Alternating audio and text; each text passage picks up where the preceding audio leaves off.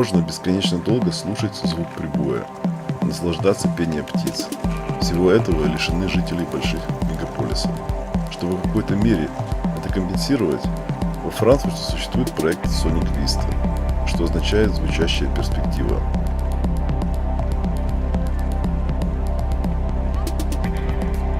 На мосту Deutsche-Herrenbrücke огромная звуковая студия соединяется с великолепным видом на панораму города.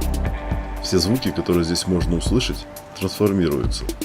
Под мостом, на каждой стороне реки, установлены резонансные трубы различной длины, настроенные на определенную тональность. Обе имеют диаметр 10 см и микрофон в центре. В каждой трубе формируется серия гармоник, которые вместе образуют музыкальный интервал квинта. Преобразованные таким образом звуки передаются к красному и синему звуковым шарам с двумя специально изготовленными громкоговорителями на пешеходной дорожке в середине моста. Звучание напоминает музыкальный инструмент австралийских аборигенов диджеридос.